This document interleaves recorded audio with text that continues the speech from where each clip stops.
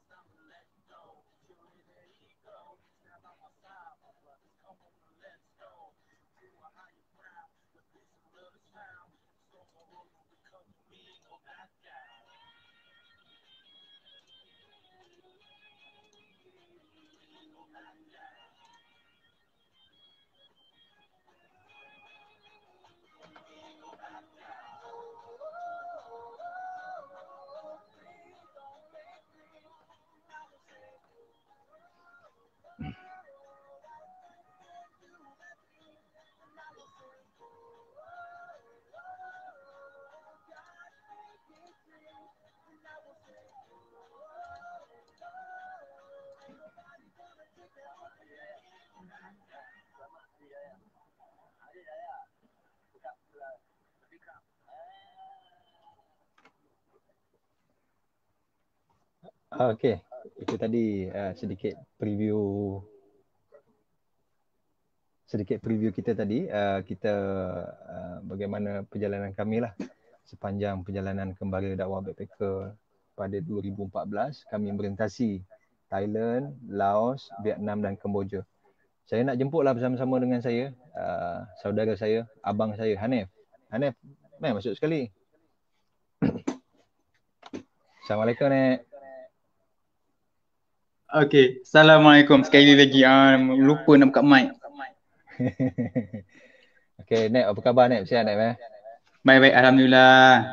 Saya dengan Hanif ni pun rasanya dah hampir dekat setahun lebih, Nek, kita tak bertemu, Nek, sejak pandemik ni. Rasanya lebih kot. Lebih. Lebih setahun kita tak jumpa kalau ikutkan yang betul-betul. Lebih setahun selepas Hanif berhijrah pergi ke Kelang. Jadi saya dengan Hanif ni memang dah tak bertemu langsung lah. Betul. Tapi dulu sebelum pandemik kami bertemu pun dalam aktiviti, program dan sebagainya. Jadi penonton ni tertunggu-tunggu, Nep, dengan kita, Nep.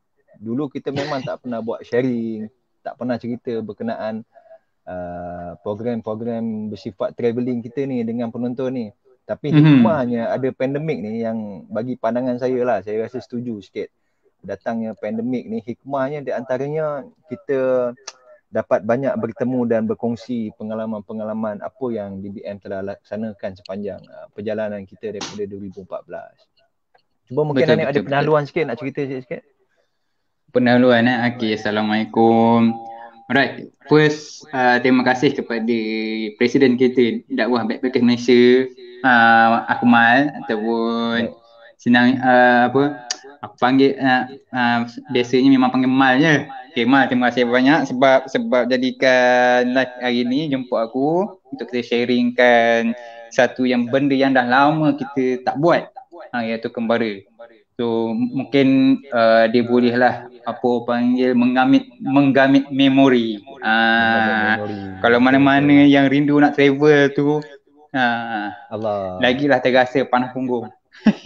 lagi pula memang kita dakwah backpackers, memang dakwah kita ni memang melalui perjalanan kan. Jadi kita rasa tak laksana satu program bersifat dakwah travelling ni rasa macam tak tahulah nak kata apa.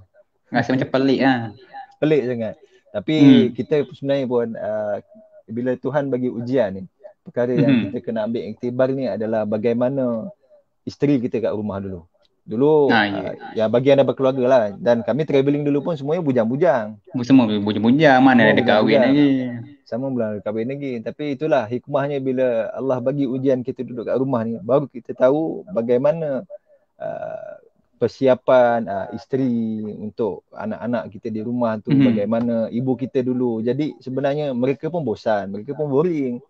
Diorang nak rasa juga berjalan kan. Tapi Allah bagi ujian kat para suami, kat para lelaki, baru kita tahu bagaimana keadaan kena sama-sama uruskan rumah tangga, uruskan keadaan rumah, bagaimana makan minum, pakaian dan sebagainya, kebersihan. Jadi adalah hikmah kan kita duduk kat rumah. Adalah hikmah dia.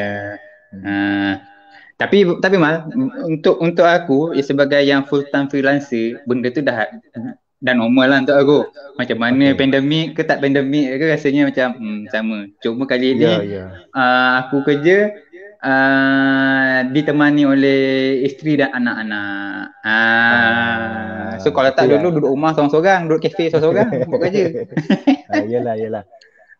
Kalau penonton nak tahu, Hanif ni selain bersama dengan backpacker, beliau juga adalah seorang full-timer bidang designer, fotografer dan videografer. Dan siapa yang mengenali Hanif ni memang tahulah kerjanya memang kebanyakan full-time di hadapan laptop, hadapan kamera dan juga komputer. Itulah kerja dia. Jadi seharian kalau tak ada laptop dan komputer, mungkin dia akan datang penyakit sawan dia. Ni macam pelik lah kan. Macam tak ada kerja nak buat. Aduh, ni ada kerja. Okey, Nek, dulu kita kembara kita 9 orang kan? Kita 9. Sepatutnya kita 10 ataupun 11, tapi lalas terjadi 9. Dan yang paling menariknya sebenarnya, kami ni bergerak 9 orang ni 4 wanita. Betul. Dan kesemua kami pada waktu tu memang bujang. Jadi ini di antara perkara yang kalau travelling bujang-bujang ni adalah halangan-halangan dia kan. Mungkin Hanif boleh sambil-sambil kot tengok, tunjuk dekat penonton kita punya sedikit gambar macam mana kita bermula dan pesertanya siapa. Okey. Yang ini Ini gambar mula 8. dia. Tak, yang ni kita dah sampai Vietnam. Dah tiba-tiba sampai Vietnam dah jauh dah. Dah jauh dah. Sebab tadi pun kita pun duk sebut-sebut juga borak benda ni. Okey, rasanya cuba kita tunjukkan gambar daripada awal Mal. Tengok macam mana. Pada awal. Okey, yang ini kita masa tu kita naik bas daripada Kuala Lumpur. Masa tu alhamdulillah, masa kami tu tahun 2014, kita dapat peluang lagi kita naik bas daripada bas stesen Pudu. Betul. Sebelum total kerajaan pindahkan semua sistem pengangkutan awam tu di TBS kan. TBS. Jadi masa tu kami naik bas daripada masih Pudu. Masih lagi berkesempatan lah kita merasa baru bas kat Pudu tu. Betul. Jadi kita semalaman, kita 9 malam kita naik bas sampai ke Hat Nyai ni. Bukan Hat Nyai ni, sampai di mana ni? Bukit Kayu Hitam. Betul. Kita memang akan memang berhenti dulu dekat Bukit Kayu Hitam untuk kita cek pasport apa semua. Ya. Dan kita tukar bas juga masa tu. Tukar bas. Sebab dia sistem pengangkutan bas di Malaysia dan Thailand ni dia sangat berbeza kan. Cuma kita dihantar sampai Hat Nyai je kalau tak silap. So ini proses pengurusan pasport kita lah. Gambar masuk tak banyak sebab ni masuk kawasan checkpoint. Jadi tak ada benda pun ambil sangat. Lagipun masing-masing baru bangun tidur. Ya, masa tu kita bermalam. Dan kalau penonton semua nak tahu, masa tu bulan Ramadan. Jadi kami ni bergerak pada ketika tu waktu Ramadan. Bulan puasa. Masa tu dah masuk pertengahan kalau tak silap. Betul tak? Betul. Sebab kita berakhir dengan raya pertama kita sampai Malaysia. Ya, kalau ikut plan tu kita nak beraya sampai pertengahan raya kan. Tapi sebabkan kawan-kawan kita yang perempuan semua dah menangis melalak lah waktu tu kat Thailand.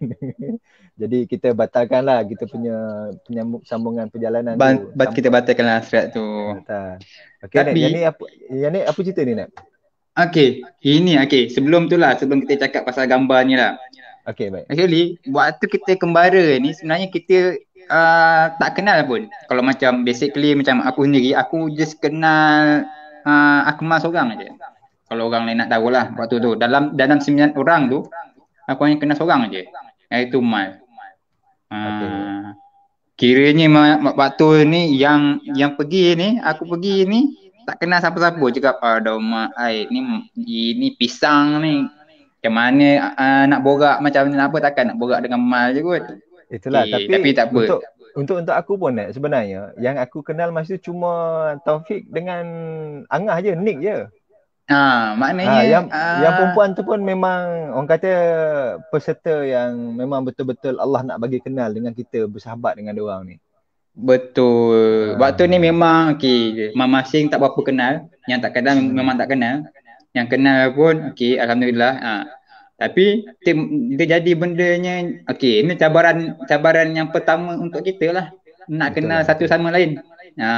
Nak kenal cara macam mana kan. Okey ke budak kita nak husnuzan style macam mana. Dan daripada situlah betul. Daripada situlah kita cakap tak apa. Mungkin ada cara dia kot. Kita nak berkenalan dia macam mana. Tapi tak apa. Benda daripada Pudu tu kita dah tahu dah. Maknanya diorang ni memang boleh lah dibawa kembara. Minta tolong sikit boleh buat. Walaupun ini pengalaman pertama diorang kan masa tu. Betul.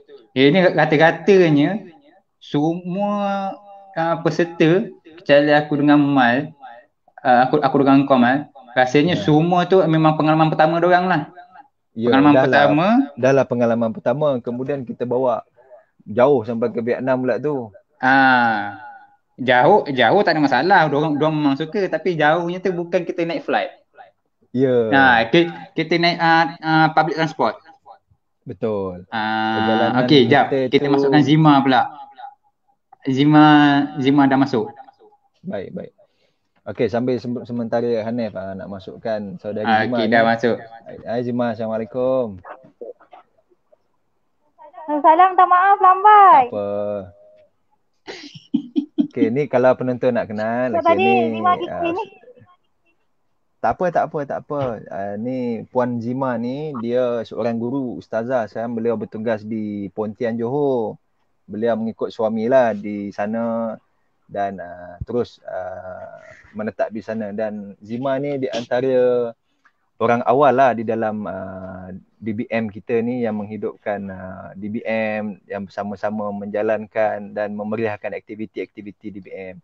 Dan kalau tanpa beliau ni gerakan wanita ataupun akhwat ni tak bergerak majulah. Beliau dan sahabat-sahabat lah yang antara core di dalam pertubuhan kita ni. Zima, selamat datang sekali lagi. Zima senyap je Zima. Ya. Dia ada masalah teknikal sikit. Dia duduk di kampung. Zima apa? Lainnya tak berapa baik ya. So Zima dalam kampung, jadinya dia tak cantik lain dia. Tak apa, tapi kalau Zima ada headset, cuba gunakan headset bagi mudah sikit. Pakai headset tak tu? Pakai. Okey. Dan untuk makluman, Puan Zima ni dia tengah menunggu hari ni nak bersalin ni. Ya. InsyaAllah doakan. Yang ini anak yang keberapa Zima? InsyaAllah anak nombor 2. Alhamdulillah. Yang pertama anak lelaki ya? Yang pertama anak lelaki. Anak lelaki. Yang ini targetnya bila akan keluar ni? Bila akan bersalinnya tu? InsyaAllah sekarang dah 38 minggu. Jadinya 1 hari bulan 7 dia punya due-nya lah. Allah. Nasib baik kita lockdown. Kalau tak lockdown sepatutnya Zima kena bersalin dekat Kemboja tu. Itulah, kita tengah buat operasi tu. Okey Zima, tadi perbincangan saya. Ya, alhamdulillah baik. Semua dah masuk 2 dah. Hanif pun dah masuk 2 dah. Ya. Itulah lama tak bersua Ayolah, mudah-mudahan pandemik ni menambahkan lagi rasa persahabatan kita makin terikat kembalilah. Okey Zima, tadi kita penonton menunggu kita ni cerita-cerita kita apa yang kita dah buat sepanjang kembali dakwah backpackers dulu. Jadi malam ni kita nak share lah pengalaman dengan mereka kan, dengan diorang. Bagaimana suka duka kita bersama-sama. Tadi saya dengan Nef dah cerita sedikit lah. Perjalanan bagaimana kami tidak mengenal satu sama lain. Pada ketika itu memang saya dengan Hanif pun tak kenal Zima lagi, betul tak? Betul-betul. Jadi melalui pengembaraan ni memang kita dapat mengenali satu sama lain dan dapat memahami bagaimana erti persahabatan di dalam permusafiran tu yang sangat kita kata pengalaman yang tak boleh dilupakan lah.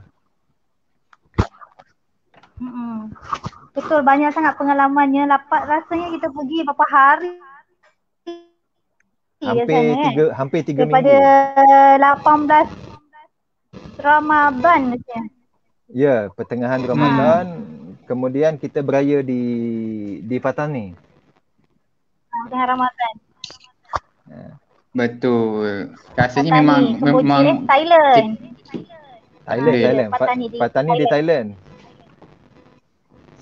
Kita memang target waktu tu kita pergi memang dalam bulan puasa.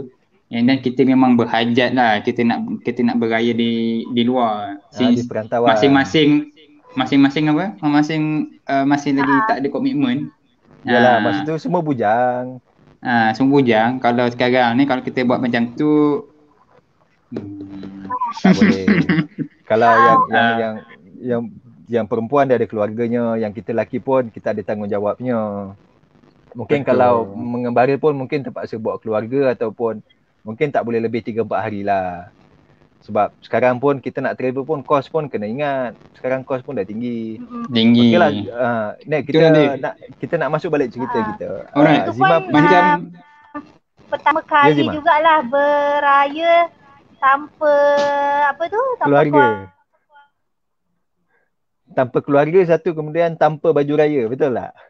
itu yang menangis masing-masing tu.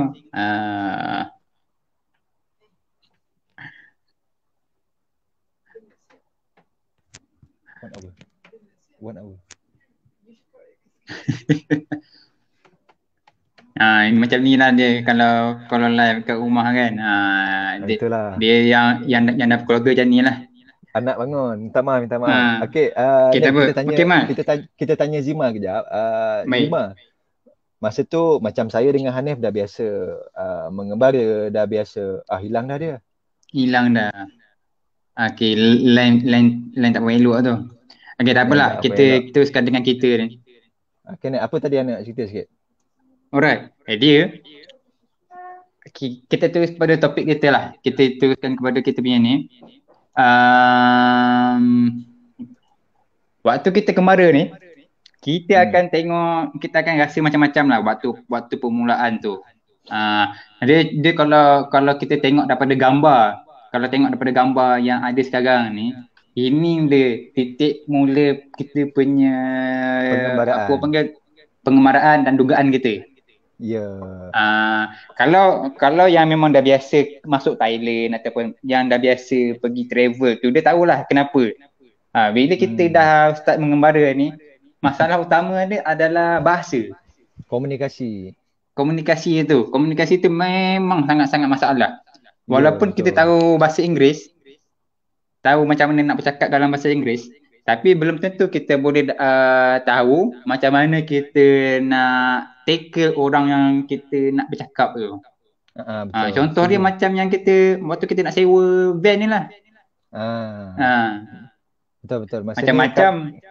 Masa ni kami dalam proses nak menyewa van untuk kami menuju perjalanan kami ke timur Thailand. Nama kawasan tu Nong Khai. Bukan timur kan? Utara. Okey, minta maaf. Utara Thailand. Utara Thailand. Dia namanya Nong Khai. Tapi sebenarnya kami ni walaupun kami Lone Ranger ataupun secara hotspot je, tapi sebenarnya kami membuat risikan juga. Sebelum tu kami dah buat research berapa harga tiket daripada sekian tempat ke sekian lokasi. Jadi masa ni kalau tuan-tuan tengok ni baju biru ni, dia ni kira macam apa orang panggil ulat tiket lah. Jadi dia ni lah ejen yang kalau siapa nak menyewa tuk-tuk ke, van ke atau bas ke pergi mana lokasi dalam seluruh Thailand. Jadi kalau daripada kawasan ni di Hat Nyai ni, dia lah yang akan uruskan. Cuma masa tu dia nak temerang dengan kita, tim kita. Tapi nasib baiklah masa saya dengan Hanif dah buat research dulu harga berapa lokasi ni ke lokasi ni. Dan Alhamdulillah waktu tu akhirnya bukan dia dapat tipu kita, akhirnya kita yang dapat trick dia balik. Dan sampai dia kena marah dengan bos dia. Contohnya sepatutnya perjalanan kami sampai ke Nong Khai tu kos dia hampir katalah dalam RM300 satu van. Sebab perjalanannya 2 hari. 2 hari 2 malam. 2 hari 1 malam. Betul. Tapi disebabkan macam mana entah cara kita direct dengan bos dia terus. Tiba-tiba kita bercakap balik dengan dia, bos bagi harga 50% off. Dia pun sign dekat dekat tiket tu. Inilah tiketnya dan kita pun bayar dekat dia. Tiba dia pas dekat bos dia kata kenapa kau bagi harga 50%? Dah bos yang kata macam tu. Tapi sebab kita dah bayar, akhirnya dia terpaksalah terima kita. Tapi pengalamannya betul.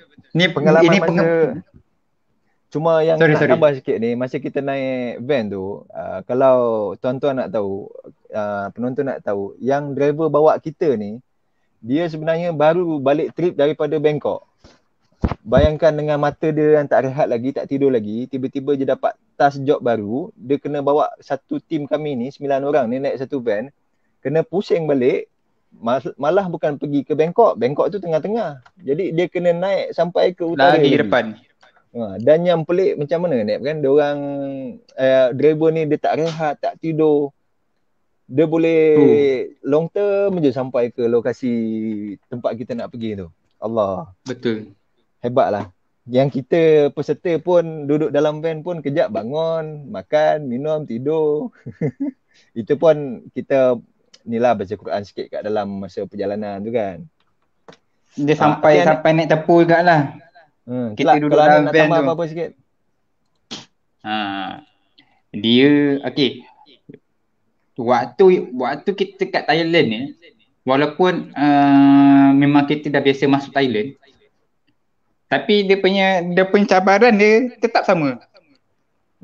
Cabaran dia sebab orang Thailand kat sana pun tak faham sangat bahasa Inggeris. Kalau dapat yang faham bahasa Inggeris tu, dia memang cun sangat lah. Betul. So dia jadi masalah bahasa tu macam ayam mengetik lah. Jadi kita cakap, alamak dia ni faham tak faham kita cakap ni. Dia ni nak marah kita ke kita nak marah dia ke macam mana ni? Itulah. Itulah. Tapi macam Zimah sendirilah. Zimah sendiri sebagai antara 4 orang perempuan ataupun wanita yang ada waktu tu. Bila sampai kat Thailand tu, waktu kejadian tu, ataupun waktu perjalanan tu, ada tak pernah rasa menyesal ikut? Ada tak rasa menyesal ikut? Aduh, hai. Macam ni. Zima hilang lagi. Yalah, Okey, tak apalah. apa. Ni gambar kalau yang tengah tengok kami live ni, ini kami berhenti di Kanchanaburi. Ini perjalanan baru lagi ni lepas Hanyang itu. Ini suasana kami berbuka puasa lah. Ini dah masuk hari yang kedua. Betul. Jadi antara cabaran dia makanan kan. Kita Makanan, betul. sukar sekali nak cari makanan yang halal. Dan alhamdulillah satu kelebihan yang ada dekat Thailand ni, setengah tempat ni Majlis Agama Islam Thailand ni dia cuma masukkanlah produk-produk halal, tapi kebanyakan sejuk beku lah, macam yang dalam gambar ni. Itu semua makanan sejuk beku lah, macam Maggi yang halal ataupun makanan apa tu, nasi apa dia panggil, macam nasi ayam ni kan. Nasi ayam. Dia ada kat waktu tu kita layan sandwich, biskut. Tapi itu je lah yang boleh. Dia punya rasa jangan cakap rindu masakan mak lah. Memang jauh beza lah. Sekadar apa yang boleh masuk dalam perut tu kami cuba je lah, sumbat apa pun. Nama pun dah travel kan. So pandai-pandai lah sendiri. Datang putera pula. Dia nak live bersama. Okey Nek, cerita lagi Nek, apa lagi yang rasa ada dalam perjalanan kita? Waktu ni rasanya okey, ini hari pertama kita punya perjalanan. Dia hari kedua tu, waktu kita berhenti dekat satu tempat tu, rasanya waktu tu kita nak berehat dan solat. Kita menjadi tumpuan orang ramai. Tiba-tiba ada sekelompok orang datang solat dekat tengah tempat parking kereta tu. Orang pun dah jadi heran dah. Itulah. Allah. Tapi itu di antara medium dakwah yang kita cuba laksanakan lah. Walaupun kita tak direct kita mendakwah orang, tapi at least melalui kita solat, melalui akhlak kita, melalui bagaimana sebab tu, kita dalam dakwah backpackers, kita ni bukannya macam bila kita cakap pasal dakwah tu, bukannya kita nak cakap dakwah daripada segi lisan tu. Kita bukannya kau kena macam ni, kau kena macam ni, bukan. Dakwah yang kita cuba nak sampaikan adalah dakwah daripada sudut adab dan akhlak. Kita tunjukkan je macam mana kita punya attitude kita daripada situ. So maknanya apa yang kita cuba nak sampaikan dekat public, lagi-lagi bila kita keluar mengembara, dakwah backpackers ataupun Islam tu sendiri boleh ditegakkan daripada sudut akhlak kita dulu. Even walaupun kita tak ada ilmu ataupun kita tak khatam kitab-kitab yang tebal-tebal, tapi bila kita sebagai seorang Muslim, kita tunjukkan kita punya akhlak, kita tunjukkan kita punya adab dengan cara yang elok, So automatik orang akan ingat, oh Islam macam ni punya, bukannya macam tu. Betul. Itu tujuan dia. Betul. Sebab tu kalau orang yang berilmu tinggi macam mana pun tetapi adab dia tak ada, akhlak dia tak ada, jadi semua apa? Maksud bukannya hilang lah, maksudnya nilai-nilai ilmu yang dia pelajari sepanjang kehidupan dia tak ada lah. Contoh Betul. macam balik kampung kan. Kadang-kadang mungkin penonton pun atau Hanif pun mungkin ada mengalami situasi ni. Contohlah kita balik kampung, ada mak saudara kita ke kakak saudara kita ke pak saudara kita yang pergi belajar overseas. Dulu sebelum belajar duduk kampung sama dengan kita kan. Jadi nak pergi belajar tu mak sampai gadai tanah, sampai gadai rumah, sampai gadai emas dan sebagainya harta benda. Tapi bila dah belajar tinggi-tinggi, dah kahwin, duduk rumah besar kat bandar, balik kadang hormat tak ada. Yang paling yang terkesan sekarang ni macam pengalaman saya sendirilah. Ada antara saudara mara bila balik kampung tak nak duduk rumah kampung. Sanggup pergi sewa hotel dekat bandar semata-mata nak jaga keselesaan keluarga tu. Maknanya keselesaan keluarga dia lebih penting daripada menjaga hati ibu tu. Jadi ini antara benda-benda yang cuba kita nak elakkan lah. Okay, kita berbalik pada kembara kita tadi Nat. Tadi Hanif kita bab dakwah bilhal, dakwah bil lisan. Apa lagi kenangan-kenangan. Ini kita berada di Suratani. Ini dah masuk sedikit pertengahan sebelum Bangkok lah. Betul. Ini van yang kita sewa lah kan Nat kan? Yang belakang. Itulah dia van yang kita sewa tu.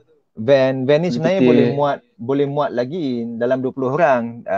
Jadi sebab kami ni peserta bercampur lelaki perempuan. Jadi kita nak adakan satu gap keselesaan lah, yang perempuan duduk belakang, yang lelaki duduk depan.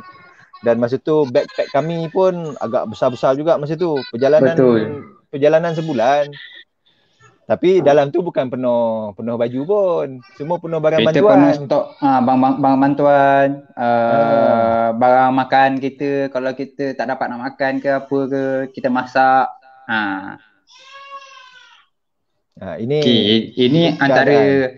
Ini antara kawasan yang kita buat pit stop lah sebelum kita sampai dekat kita punya target location, iaitu Nongkai. Ini makanan yang ni Taufik salah seorang peserta kita lah. Ini Zul. Minggu depan kita bawa dia cerita. Cuma Zul masa ni waktu ni dia tak tahu macam mana kalau minggu depan kalau tuan-tuan tengok, dia agak terkejut lah. Dalam waktu beberapa tahun ni angin dia masuk dalam badan dia bukan angin ahmar. Tak tahu ni angin apa ni. Sampai daripada ni baju dia pakai SSM. Tiba kali ni kami jumpa ada 3XL pun tak muat juga. Tak tahu dia salah makan ke, mungkin virus yang masuk badan dia terlalu banyak agaknya. Betul. Ni dah masuk malam sikit dah Nat. Kita dekat kawasan penghentian mana entah. Masa ni kami memang tak ingat berapa kali kami berhenti, berapa kali kami dah tak ingat dah. Minum, solat dah tak ingat dah. Dia kembali cerah balik. Aku waktu ni waktu kembara ni just nak inform lah, aku adalah macam salah seorang petugas media lah untuk merekod segala documentation sepanjang perjalanan tu. Tu yang kalau korang nampak, kalau penonton nampak aku dengan kamera besar tu, memang jenuh lah dengan kamera, dengan beg besarnya. Memang itulah bawa ke hulu ke hilir. Dan masa tu media pun peralatan media pun masih lagi yang besar-besar, kena bawa kamera besar. Dan kalau sekarang kan simple, boleh bawa GoPro kecil, dah tak payah nak bawa, nak streaming pun dah tak payah bawa alat macam-macam. Dulu kan nak kena bawa macam-macam persiapan, cabling dan sebagainya. Sekarang semua wireless. Itulah kelebihan media sekarang kan. Okay, ni kita dah sampai ke Nongkai, lokasi Nongkai. Ni peserta kita naik tuk-tuk. Kita sewa tuk-tuk. Yang ni lelaki satu tuk-tuk, perempuan satu tuk-tuk. Mungkin Anak cerita sikit Anak, apa yang ada cerita lawak kat sini masa tu? Okey, dia nak kata lawak, dia mula dia dengan lawak lah. Lepas tu yang dia akhirnya dengan satu benda yang agak berhikmah jugalah. Kita menuju ke Nongkai. Nongkai itu adalah utara Thailand. Okey, semua orang akan tahu permasalahan agama Thailand, agama dengan apa Buddha dan Orang selalu Muslim. anggap Thailand memang tak Muslim-Muslim. Tapi kalau kita sampai ke utara, dia jadi lain. Sebabnya Ya, contoh macam kita sewa tuk-tuk ni, orang tuk-tuk tu ingat kita nak pergi ke Tokong. Ataupun kita nak ke kuil Buddha.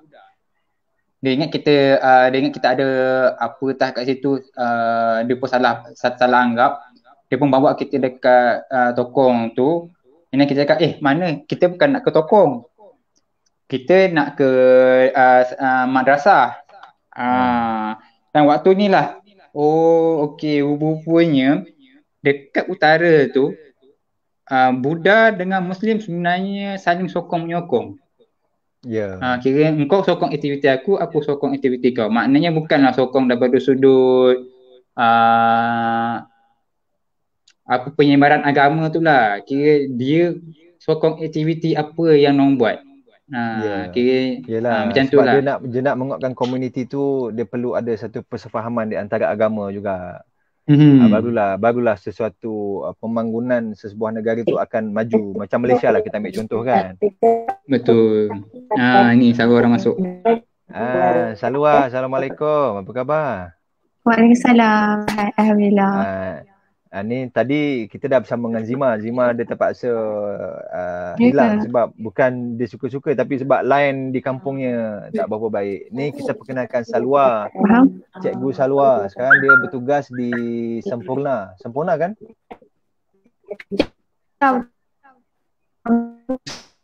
Di Sabah. Dan beliau pun ada sedikit mengalami masalah line tak berapa clear lah sebab di pedalaman. Jadi mohon maaf lah kepada semua pendengar atau penonton yang bersama dengan live kita pada malam ini. Okey Mal. Rasanya kita boleh minta Salwa ceritakan aktiviti-aktiviti yang kita buat dekat Dongkai tu dengan Ustaz Abdullah. Ustaz Osman. Ustaz Osman. Bukan Ustaz Abdullah, Ustaz Osman. Boleh Salwa? Bagaimana kebudayaan telah masuk ke tanah Dengar tak? Dengar, cuma ada background sound kat belakang tu. Dengar ke? Dengar, cuma macam ada. Dengar ke? Assalamualaikum. Boleh lah, clear tak? Clear. Cuma video Salwa agak tersangkut sikit. Dengar.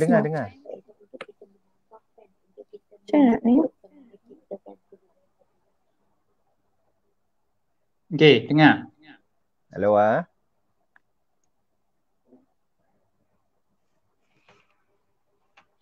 Okay, Nep. Yang gambar ni, masa ni kita baru sampai dekat Nongkai.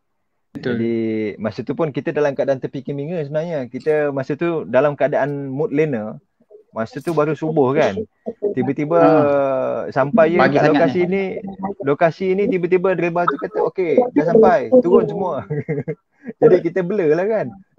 Kenapa tak bagi tahu awal, kita tak contact lagi Ustaz Osman yang dekat Nongkai tu, kita nak pergi ke lokasi dia macam mana. Dan selepas dia drop kita tu dengan barang-barang kita tumpang kat satu kedai ni, kita terus tak ada arah tuju. Kita nak berhubungan siapa ni kan masa tu kan.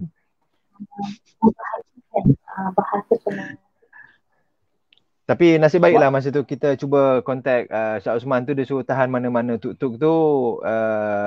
Kita cuba minta dia direct bercakap lah kan melalui telefon kita tu dengan tuk-tuk punya driver ni, tu yang dapat sampai lah. Jadi ni antara situasi lah bagaimana kita naik tuk-tuk.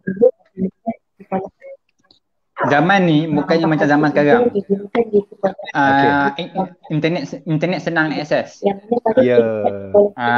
Time ni masih lagi internet tu macam benda yang tak berapa nak familiar, kita pro lagi lah. Ya.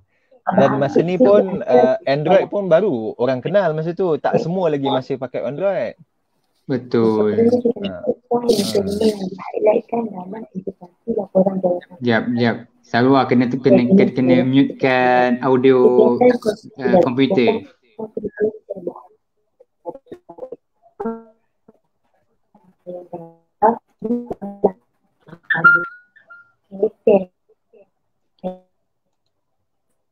Kemal. Ya saya. Okay, Ni tak apa, Ah. Hanif cuba buat setting tu. Okay, ni Alright. perjalanan kami nak sampai ke satu lokasi kami menuju di Nongkai lah. Kami cuba menziarahi satu madrasah di Nongkai. Nama dia Madrasah Islam Nongkai. Dia diasaskan dan diuruskan oleh satu mudir bernama Ustaz Osman lah. Inilah Ustaz Osman. Jadi sekejap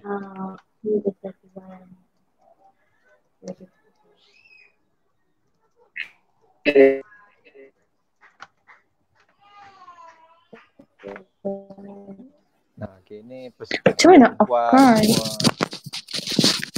yang berada bersama kami ketika tu.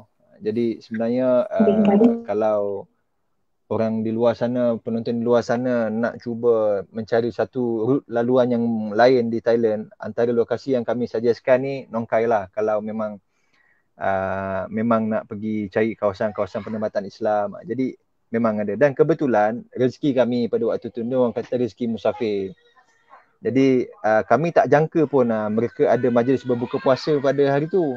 Dan kebetulan Ustaz Osman tu dia invite kami duduk bersama kami bermalam di situ dan kami dijemput bersama-sama pada majlis buka puasa pada malam tu. Betul tak Nek? Betul. Kita dapat kira macam langkah kanan untuk kita lah. Setelah macam kita tak dapat proper punya makan waktu tu. Bila kita dah sampai Nongkai ni memang rezeki orang musafir lah. Kita dapat makan. Kita dijemput. Tumpang penginapan. Betul. And then waktu tu pun dia punya acara pun bukan, dia punya majlis pun bukan majlis buka puasa sahaja. Dia majlis buka puasa dan sumbangan kepada fakir miskin dengan mualaf. Ya, dan sumbangan dia masa tu ada perwakilan daripada Arab masa tu. Ni geng kita tolong persiapan kan untuk berbuka puasa pada malam tu. Jadi ni memang kerja orang perempuan lah. Kerja potong buah, kerja siapkan makanan. Ni pun tim kami masa tu bantulah geng dapur madrasah tu untuk memasak untuk waktu petang tu. Yang lelaki tak adalah duduk ngangkang je lah. Kami tolong juga angkat-angkat barang, tolong siapkan meja. Ni keadaan jalan di Thailand lah, di mana-mana beginilah keadaannya. Orang kalau naik public transport memang tak ada safety apa dia panggil. Ciri keselamatan tu ada, cuma dia tak berapa dititik beratkan. Kalau kita kan, kalau taksi 6 orang, 4 orang, tak boleh lebih. Dan kita tak ada pun taksi terbuka macam diorang. Jadi ini di antara satu gambaran menarik yang bagi kami tak dapat jumpalah dekat Malaysia. Okay Nat, apa lagi Nat nak cerita berkenaan kat Nongkai ni? Dia kalau kan kat Nongkai ni banyak tau. Banyak benda yang kita boleh kongsi. Sebab dia utara dengan selatan dia sangatlah berbeza. Selatan macam mana kaum Muslim dia dibantai, tapi dekat utara dia berbeza. Dia macam dekat utara ni apa orang panggil, disokong, dibelai. Pemerintahan dia siap bagi peruntukan ataupun dana untuk pembangunan madrasah. Contohnya madrasah yang tepatnya kita tumpang ni lah. Macam bak kata Ustaz Osman, kerajaan Thailand di utara menyokong aktiviti pengajaran dan perkembangan agama Islam. So bukannya bila kata dekat Thailand ada konflik agama, maknanya bukan keseluruhan Thailand. Dia bila konflik tu dekat area selatan saja. Macam Patani, Yala. Tapi bila dah masuk ke arah utara, dia jadi terbalik.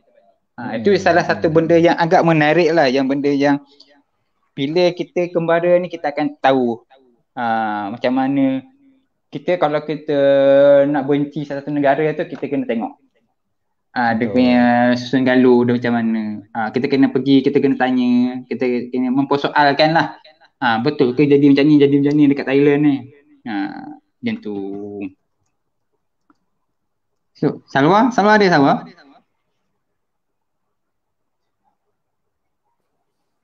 Okay, dengar tak? Okey, dengar. Okey. Okay. Kita Okay, nak tahu kita pasal patut apa ni? dengar daripada kita nak kena tahu juga daripada sudut apa orang perempuan pula. Bila kita dah dekat nongkai ni. Maknanya malam ni kita penuh cerita dekat nongkai aje. Tapi kita try masukkan dekat Bienten sikit. Tapi Macam mana, Salwa? sebelum sampai ke nongkai, nak tahu juga ialah Salwa mewakili kawan-kawan perempuan yang lain.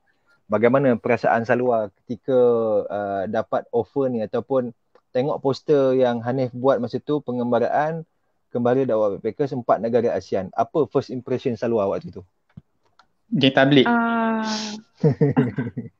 First impression sebenarnya masa tu kawan yang ajak, Izzati yang ajak Salwa. Apa ni ada diorang ajak join pergi backpacker kan 4 negara. Lepas tu cakap tak yalah, tak nak lah. Lepas tu buat dengan siapa ni, kakak kan. Kak ada diorang ajak pergi 4 negara. Lepas tu kak cakap pergilah, time muda kan. Lepas tu cakap Abah bagi ke? Lepas tu cakap tak apalah, try lah dulu cakap Abah. Try dulu tanya Abah kan. Lepas tu tanya, lepas tu masa tu mestilah kalau kita perempuan mestilah Abah risau kan. Tapi sebabnya ada kakak backup. Jadi tu macam Abah tu macam kakak yang support Salwa. Kakak yang support kan. Macam bagi tahulah dengan Abah kan. Lepas tu Abah tanyalah dengan siapa semua. Lepas tu bagi tahulah pergi dengan kawan 4 orang, 4 negara. Lepas tu Abah okey je, macam okey lah. Lepas tu pergilah, macam tak sangka pula.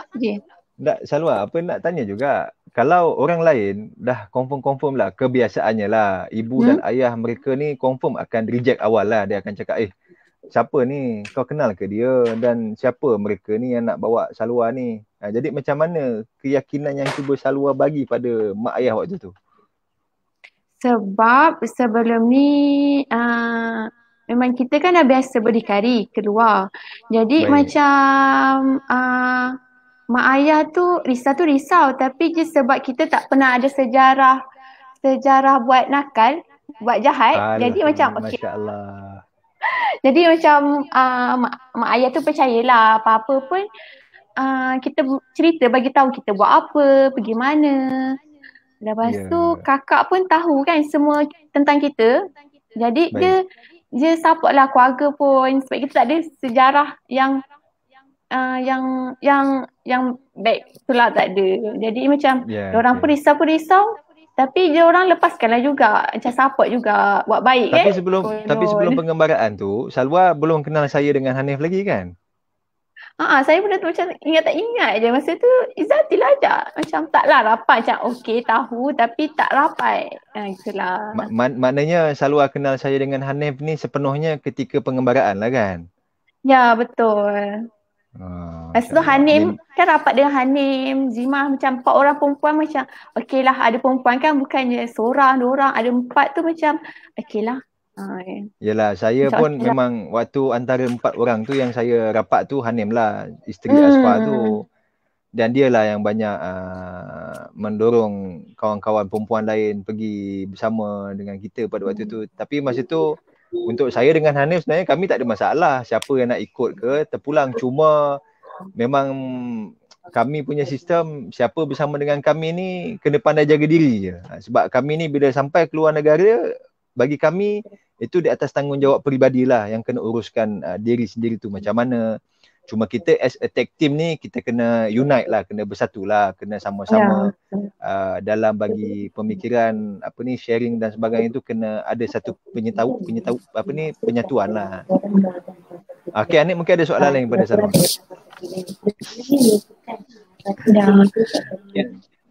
Nak kata soalan tak adalah kau ada soalan, cuma aku nak tahu jugalah daripada side Salwa lah, setelah beberapa lama ni kan, apa kan kita apa panggil dekat nongkai tu sendiri, apa yang Salwa boleh sharekan dekat yang penonton? Dengar tak? Bolehlah Salwa sharekan sikit apa yang Salwa dapat waktu dekat nongkai tu. gelak persatuan, sukan dan juga Dengar tak Sabar?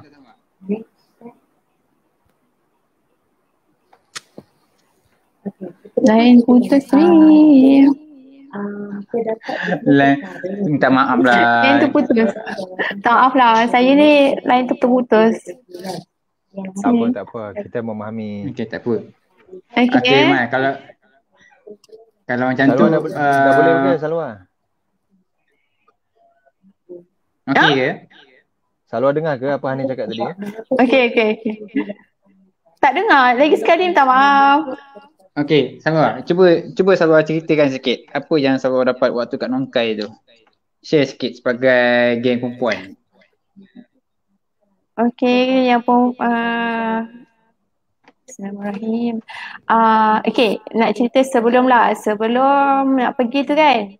Nanti saya sebelum nak pergi tu kita macam risau juga ke tiba-tiba kita akan mati kat sana kan. Risau tau macam selamat ke? Selamat ke pergi Thailand kan? Lepas tu kan, setkan balik lah cakap tak apalah kalau mati pun kita kan kerja dakwah. Kalau mati pun mati syahid lah konon. Amin. Lepas tu pergi je lah tawakal. Lepas tu macam kita decidkan dekat minda kita kalau ada apa-apa terima je, reda je lah. Lepas tu pengalaman kat sampai Nongkai tu okey, kat Thailand macam gini. Okey, tak sama macam kat Malaysia. Terima je lah walaupun ada perbezaan kan. Lepas tu rasanya bagi saya time tu tak adalah macam sesukar mana. Tapi manislah pengalaman tu mengajar kita macam bersyukur apa yang kita ada ke sekarang. Walaupun kita rasa tempat kita ni apa ni kan masa kat Nongkai tu Salwa sebelum tu dah dapat detect belum yang penginapan yang akan kita duduk ni bukannya hotel yang selesa, bukannya chalet yang cantik, dan sampai tu dan memang kita tak plan nak menyewa mana-mana lagi masa tu kan. Cuma bila kita dah sampai madrasah Ustaz Osman tu, Ustaz Osman offer kata okey bermalam dah di sini bersama dengan anak-anak mualaf di situ. Salwa punya perasaan macam mana? Yalah sebab kita kena sharing bilik. Sebabnya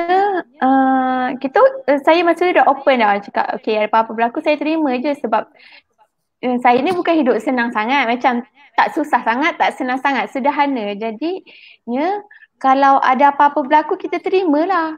Nak share bilik ke, nak tidur kat tepi jalan, terima sebab kita dah buat keputusan untuk kita pergi ni bukan untuk bersenang, bukan bercuti. Kita pergi kan untuk macam misi bantuan ke, misi apa kan, kita akan kena terimalah benda tu sebab kita dah mindset kan yang kita pergi ni bukan untuk bercuti. Pergi ni untuk ada sebab-sebab yang tertentu lah, macam berdakwah, bagi sumbangan, tu semualah. So macam okey je, tak ada apa masalah yang besar lah. Yalah. Berapa hari kan tidur dekat berapa hari tidur kat van pun macam okey je. Itulah. Okey lah, kita dah kat Nongkai, dah cerita Nongkai sikit sebanyak. Kita nak masuk Laos. Masa tu kita selepas satu malam kita di sana iftar, kemudian kita bersahur, kita ada sedikit aktiviti keagamaan bersama dengan madrasah, kita solat tarawih, kita tadarus Quran dengan Ustaz Osman dan sedikit perbincangan penceritaan sejarah berkenaan Islam di Thailand dan khususnya pengislaman Muslim Laos di Nongkai. Dan mungkin ada cerita sikit Anet bagaimana perjalanan kita daripada Nongkai masuk ke Vientiane Laos tu. Okey. Yang ni memang untuk aku punya personal opinion, bukan personal opinion lah, macam benda yang paling aku suka lah bila dekat Nongkai ni adalah part ni, iaitu macam mana madrasah ni dia mengislamkan ataupun dia mengislamkan mengislamkan yang bukan Muslim, dan yang kedua memberi pendidikan agama Islam kepada yang bukan Islam. Tetapi orang yang terima pendidikan tu bukannya beragama Islam. Dan dorang pun tak ada pun intention untuk menyuruh dorang masuk Islam. Betul. Maksudnya tiada paksaan. Maksudnya tak ada paksaan. Maksudnya yang aku nak sampaikan dekat sini adalah penduduk Nongkai ataupun yang berdekatan dengan dia iaitu Vientiane, dorang sanggup hantar anak-anak dorang ke Nongkai untuk belajar agama Islam, bukan sebab untuk dorang masuk Islam. Ya. Itu antara benda yang agak apa panggil agak best Terharu gila lah.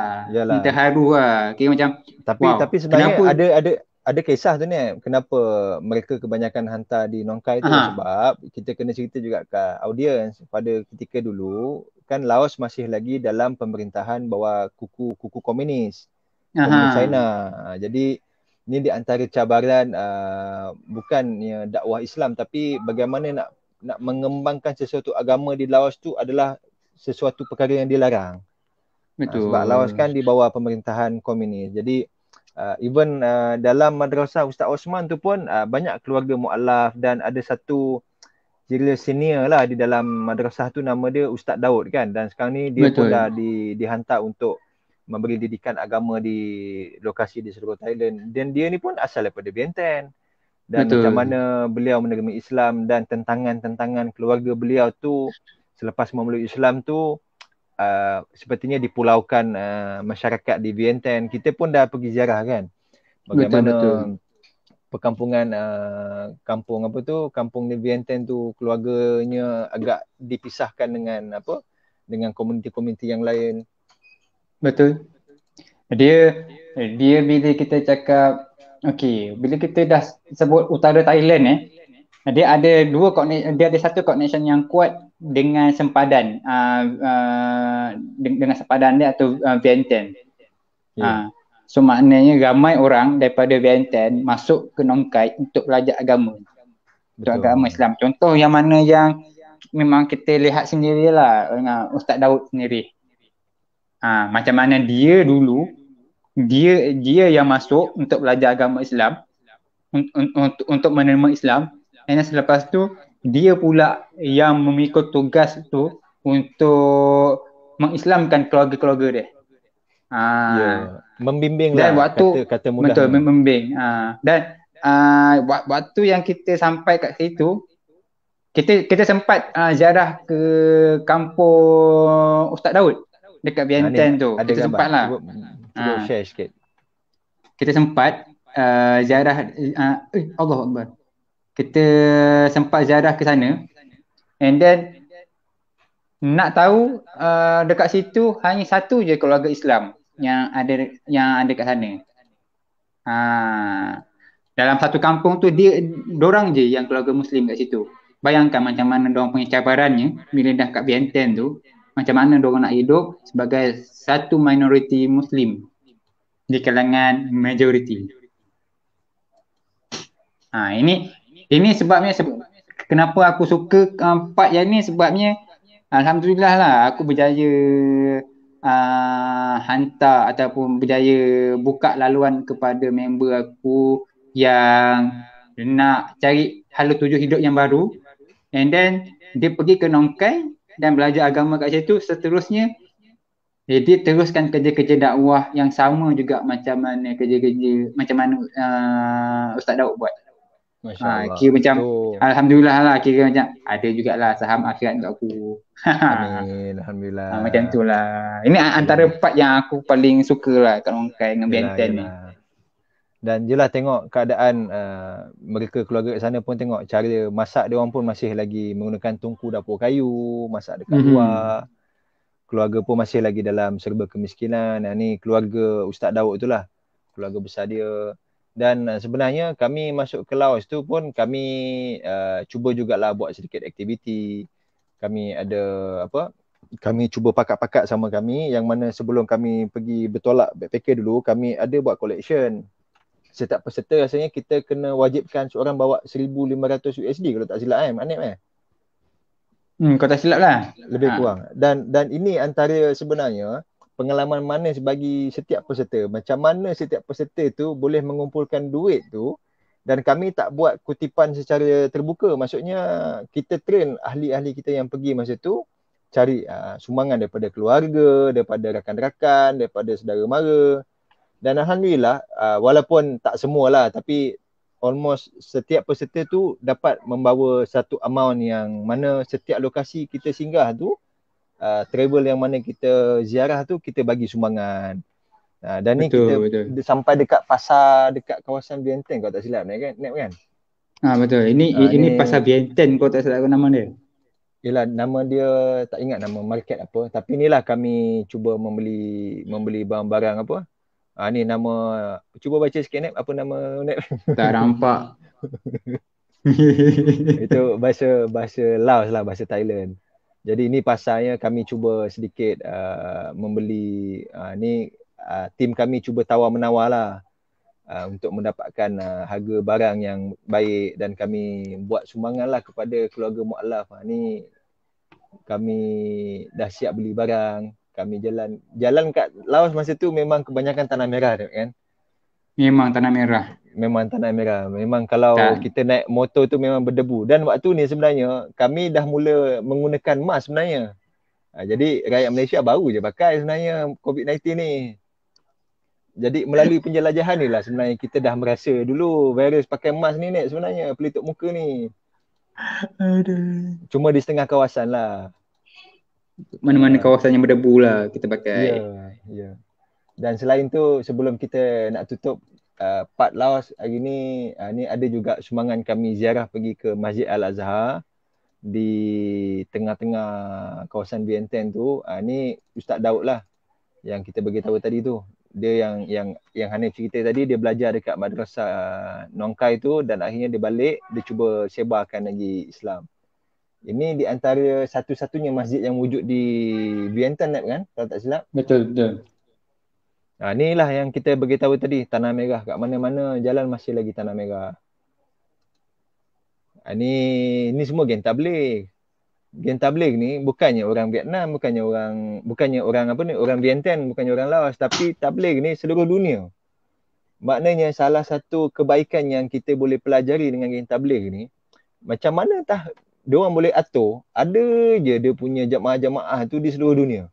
Kalau mungkin Hanif sendiri pun dah ada pengalaman pergi negara yang berbeza. Pergi tiba-tiba masjid, contoh kita pergi Jepun, tiba ada juga tabligh. Tengok, bukannya muka Jepun pun, muka Bangladesh, muka India, muka Pakistan, muka Malaysia.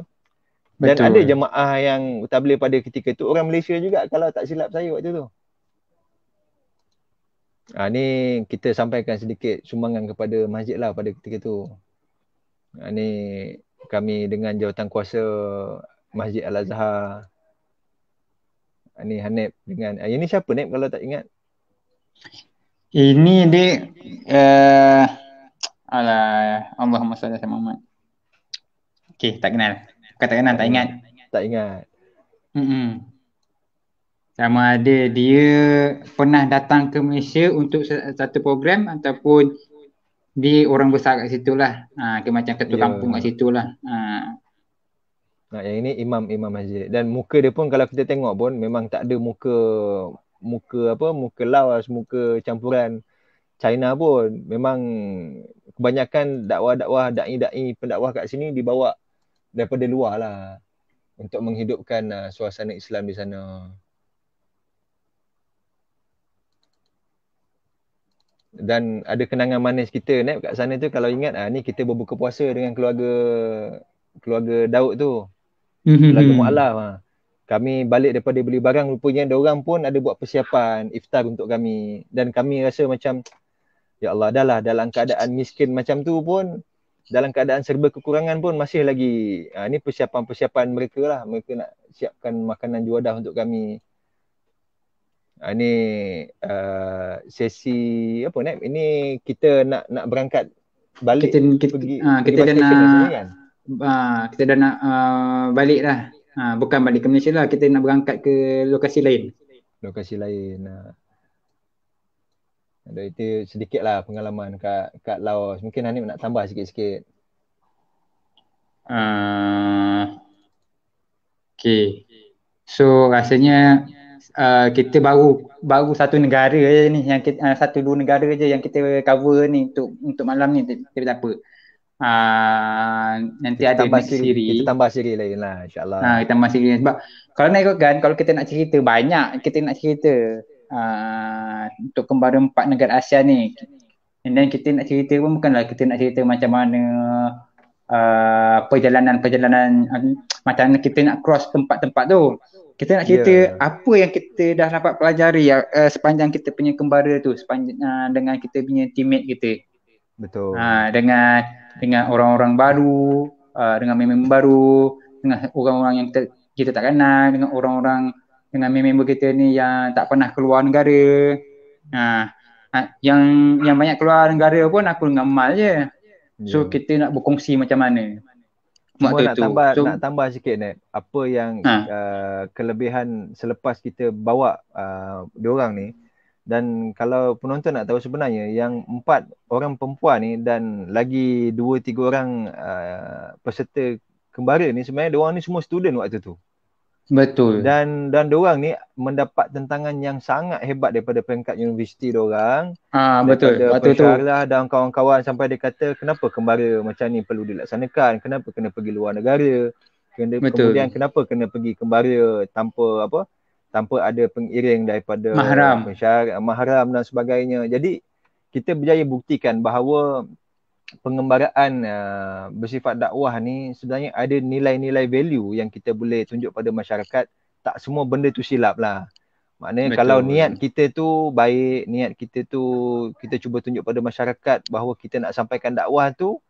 Dan sebenarnya selepas kita balik daripada kembara tu, kawan-kawan Salwa sendiri cerita pada saya, peringkat universiti diorang sendiri mulalah atur program yang ni, buat kembara dakwah di Vietnam, di Indonesia. Jadi maknanya setiap dakwah tu memang apa yang kita pelajari akan berasa pahit lah. Maksudnya kita akan kena terima cacian dulu, makian, apa benda ni dakwah backpacker, buat apa benda kita ni. Awal-awal lagi kita dah kena sound dah. Waktu kita buka puasa dekat Thailand sebelum kita nak sampai ke Nongkai tu. Disebabkan sekeping gambar je, kita dah kena kejam kau-kau. Yalah, tapi betul juga semua yang kita kena pelajari kat situ, apa-apa pun daripada segi postingan bersifat kita bersama tim tu, kadang-kadang kita kena tengok jugalah. Kadang-kadang ada benda, kadang-kadang netizen ni, kadang bukan semua netizen menyukai kita. Betul. Tapi kita perlu ambil positif juga. Kita juga tak boleh terima apa yang netizen kata. Kalau kita accept semua benda yang tu negatif, akhirnya kita tak boleh maju ke depan lah. Nah, dengan kita apa yang usaha kita dengan usaha yang kita lakukan sekarang ni. Salwa diam. Salwa nak cerita sikit tak berkenaan Laos ni? Sementara kita ada masa sikit lagi ni.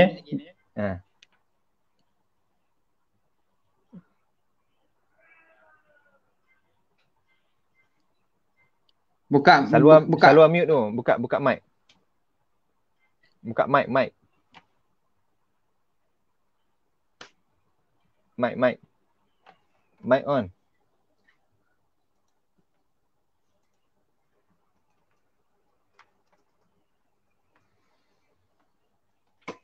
Okay lah, Salwa dia ada mengalami masalah lain sikit lah. Okay, Nep cuba mungkin tambahan sikit lah apa perkembangan yang ada. Okay, Salwa nak cakap ke? Boleh juga. Itulah pengalaman yang ketika Salwa di Laos tu lah. Cuba cerita sikit.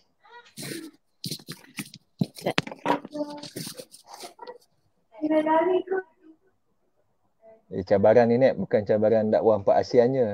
Cabaran dia duduk di pedalaman Malaysia pun. Itulah, kita nak komen banyak pun takut nanti kita disalah tafsir kan. Betul. Tak boleh buat apa. Okay. Kita tak salahkan Salwa, kita salahkan line yang tak masuk lagi kampung Salwa ni. Kita marah ni. Kadang line okey, kadang tak. Tak, kita cikgu bertugas ni jauh kita bawa ni daripada Semenanjung ni.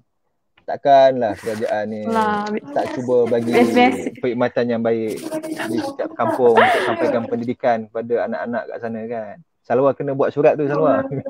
Allah, saya tak mampu, saya orang biasa-biasa je.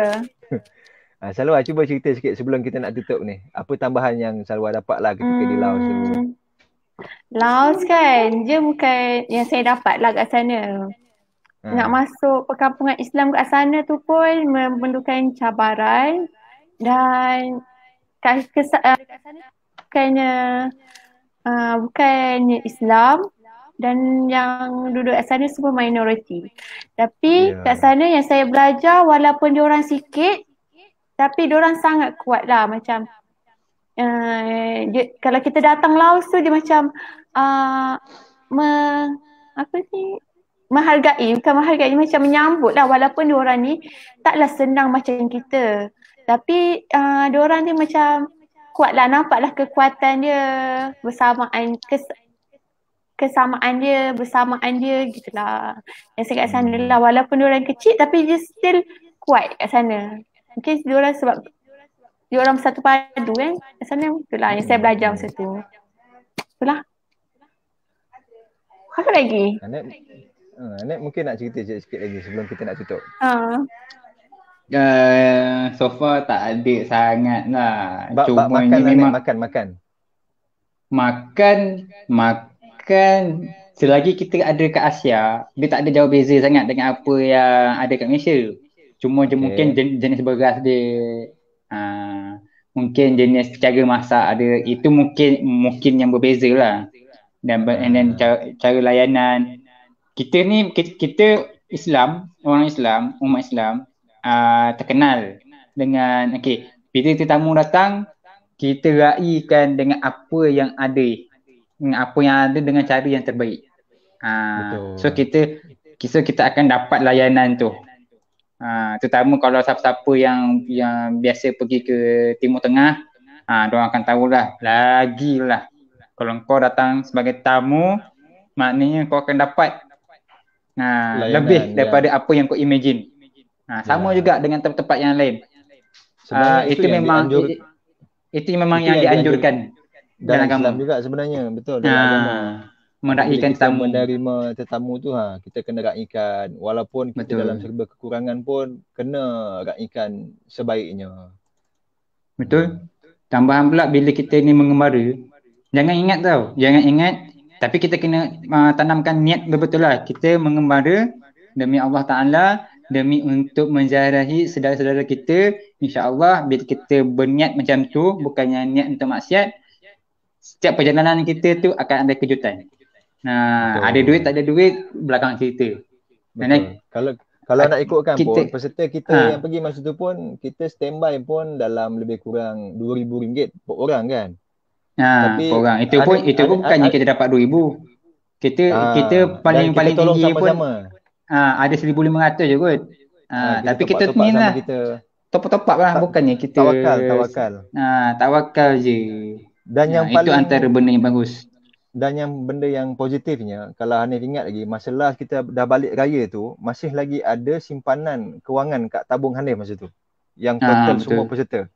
Dan akhirnya kita bahagikan semula. Akhirnya kawan-kawan tadi ni dapat juga duit raya sikit daripada sebenarnya duit tu untuk kita perjalanan. Tapi perjalanan tu sungguh menjimatkan walaupun memakan masa berminggu-minggu dan walaupun waktu tu Ramadan.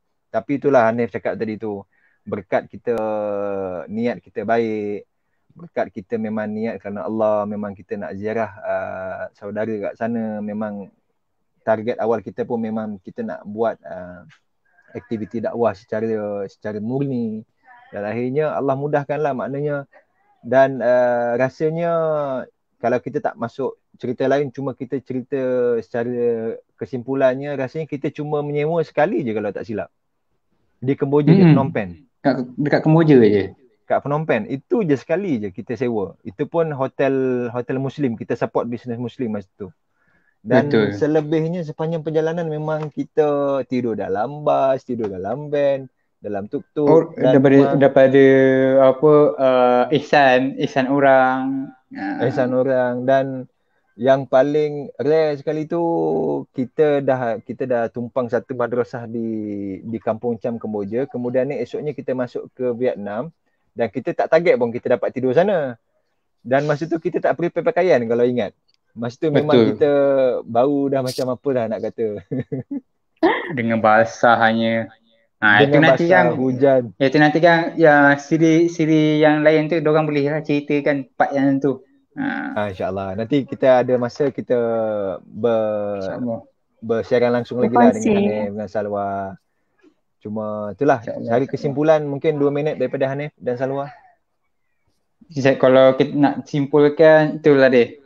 Kembara ni kalau kita nak travel tu dia tak rugi. Travel lah sebab dia akan buka mata, akan buka minda. Tapi kalau travel untuk maksiat, dia akan datang muka. Ataupun kalau bahasa yang paling kerek dia, kau memang nak cik mati lah. Tapi Cari kalau balak bahasa lah. bala. Kalau bahasa yang baiknya, kau travel lah dengan cara yang elok. Nanti dalam kau punya travel tu kau akan dapat banyak pengajaran, banyak pengalaman yang kau boleh ceritakan kat anak cucu. Itu je lah. Salwa, sebelum kita tutup terus, nak tambah apa? Kesimpulannya lah macam Hanif cakap tadi lah. Kembara ni sebenarnya kan pengalaman je macam ilmu yang kita susah nak dapat lah. Dia daripada pengalaman kita sendiri. Lepas tu apa-apa pun kembara ataupun musafir kita betulkan niat Allah. Sebabnya kalau kita mati pun kita bukan mati sia-sia lah gitulah. Sebab kita niat kita kerana Allah kan. Lepas tu dia kot. Apa lagi ya? Pengalaman tapi banyaklah pengalaman yang kita tak akan lupa. Suasanan kita dengan kawan-kawan, kita akan bersyukur walaupun kita pergi tempat mana pun kita akan bersyukur dengan apa yang kita ada. Sebab kita akan nampak orang lebih susah dan kita jumpa berbagai orang tu kaya, ada duit tapi dia masih rendah diri lagi. Kita kena ikut contoh macam mereka lah yang walaupun dia orang ni berada tapi still macam humble, rendah diri. Banyaklah kita boleh belajar daripada setiap sudut pengembaraan tu. Okey, itu je. Hanif dah, tak ada nak tambah? Habis dah. Itulah sedikit sesi pertama perkongsian kita pada malam ni. Kembali Dakwah Backpackers, 4 negara ASEAN, Thailand, Laos, Vietnam dan juga Kemboja. Jadi inilah sedikit sebanyak perkongsian. Kami rasa kami masih lagi kurang lah dalam ilmu untuk berkongsi dengan penonton. Cuma ini sedikit rasa sharing yang kami rasa ilmu yang cetek lagi lah bagi Dakwah Backpacker Malaysia. Kalau nak dibandingkan nak dibandingkan dengan para backpacker yang kat luar sana tu, ada yang lagi rare daripada kami, yang mungkin ada yang kita pernah tengok mereka menjelajah guna basikal, ada yang berjalan kaki, ada yang naik motor. Dan kami rasa backpacker ni amat beruntung sebab apa, dalam penjelajahan kami ni disebabkan kita pun ada jugalah kontak-kontak melalui setiap negara tu, dan rezeki Allah Ta'ala bagi tu kita dapat menumpang. Dan kalau kita nak tengok pengalaman pengembaraan backpacker lain pun rasanya lagi mencabar kan. Ada yang terpaksa berhadapan dengan adanya suasana dengan teroris ataupun anti-Islam, dan Alhamdulillah dalam perjalanan kita pada waktu tu kita tak ada mengalami suasana tu, dan semuanya dipermudahkan Allah Subhanahu Wa Taala. Mal, kita sebenarnya ada hampir-hampir terlibat. Tapi itu nanti kan penutup untuk next series. Bagi masing-masing. Tapi kena bagi hint juga Nep, nanti lupa Nep. Itu kejadian kat Hak Nyai kan. Waktu kita dah sampai Hak Nyai, waktu dekat Fatani tu, apa yang jadi bila kita dah berangkat balik. Ya. Itu kita simpan bagi siri yang lain, nanti baru kita cerita kat situ. Baik. Jadi itu sajalah daripada perkongsian ringkas kami pada malam ini. Terima kasih kepada yang menonton dan yang akan menonton kisah kami ini selepas live ini. Kami mengucapkan terima kasih, ribuan terima kasih banyak-banyak kerana tanpa anda semua, tanpa anda like dan share segala aktiviti program Dakwah Backpacker ni, tanpa anda semua kami pun tak ke mana-mana. Jadi doakan kami dalam tim Dakwah Backpacker Malaysia ni dan juga rakyat yang bersama-sama ataupun masyarakat yang menyokong usaha kerja-kerja kami ni, kami dapat meneruskanlah aktiviti dakwah kami ni sampai bila-bila dan mudah-mudahan segala aktiviti yang telah kami laksanakan di peringkat lapangan, mereka pun masih lagi membantu, dan juga terima kasih juga kepada semua penyumbang, terutamanya yang telah menyumbang bersama kami selepas kami aktif semula sejak 2 tahun terakhir ni. Kami dah menyampaikan sumbangan-sumbangan anda melalui program-program aktiviti Ramadan, aktiviti sambutan raya dan sebagainya. Terima kasih lagi sekali. Dan jangan lupa kami juga sedang dalam proses untuk melaksanakan program ibadah korban. Nanti boleh rujuklah di page Facebook Dakwah Backpacker Malaysia. Kita akan melaksanakan korban di dalam negara, di negara ASEAN dan juga Gaza Palestin khususnya. Jadi insyaAllah esok, hari ni kita cerita pasal kembali dakwah backpacker ASEAN 4 negara. Esok DBM nak cerita juga, kita ada juga kembali dakwah backpacker di Jawa dan Sumatera, Indonesia. Itu bersama aktivis yang lain lah. Dan insyaAllah kita ada siri yang kedua untuk yang kembali dakwah backpacker ASEAN 4 negara ni pada minggu depan. Nanti boleh rujuk poster di page Dakwah Backpacker Malaysia, yang mana kita akan bawa panel. Malam ni cuma 3 je bersama kami. Yang tadi Puan Zima pun dah terpaksa out sebab dia ada masalah teknikal.